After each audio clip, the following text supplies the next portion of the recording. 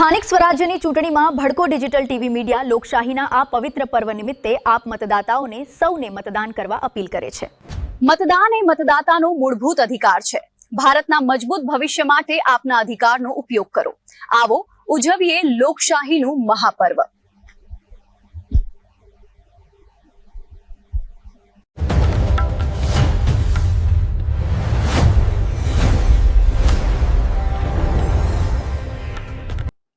સ્થાનિક સ્વરાજની ચૂંટણી ચાલી રહી છે ત્યારે જિલ્લા પંચાયત, તાલુકા પંચાયત અને નગરપાલિકામાં લોકોએ પોતાનું વોટિંગ જાતે જ કરવું જોઈએ અને પોતાને લોકોને સમજાવવું જોઈએ કે મતદાન કરવું જોઈએ અને મતદાન કરતી વખતે પોતાના આજુબાજુના લોકોને પણ જાગૃત કરવા જોઈએ કે આપણું મતદાન આપણે જાતે જ કરવું જોઈએ અને લોકોને સમજાવવા જોઈએ કે આપણે એક વોટની કિંમત કેટલી હોય છે। જ્યારે એક ઉમેદવાર હારી જાય છે ત્યારે ઉમેદવારને પોતાને પણ અફસોસ થાય છે અને લોકોને અફસોસ થાય છે કે મેં એક વોટ નહોતો આપ્યો, એના લીધે મારો ઉમેદવાર હારી ગયો છે।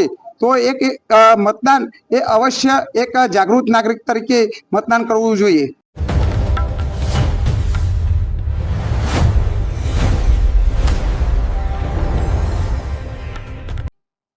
સ્થાનિક સ્વરાજની ચૂંટણી છે 26 તારીખના રવિવારે। આપણે જાગૃત ગ્રાહક થઈને અને કિંમતી અને પવિત્ર મત કોઈનો 100% મતદાન કરવું જોઈએ અને ઉમેદવારને સક્ષમ ઉમેદવારને જીત અપાવવી જોઈએ। કોઈ એક પણ મતદાર રહી ના જાય એવી ખાતરી આપવી જોઈએ।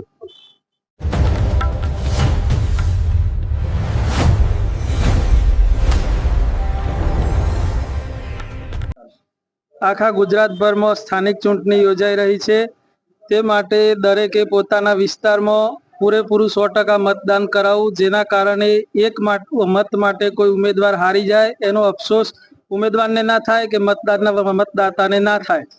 એ માટે દરેક પોતાના વિસ્તારમાં 100% વોટિંગ કરાવશો, તમારી પોતાની ફરજ સમજીને। તારીખ 26/4/2026 રવિવારના રોજ તાલુકા અને જિલ્લા પંચાયતની ચૂંટણી યોજાઈ છે। તેમાં દરેક મતદારે મત આપવો ફરજિયાત છે અને દરેક મતની કિંમત ઘણી બધી છે, એટલે દરેકે મતદાન કરવા આવવું ફરજિયાત છે અને એક મતની વેલ્યુ પણ જીતવા માટે બહુ કિંમતી છે, એ દરેકે ધ્યાન રાખવું।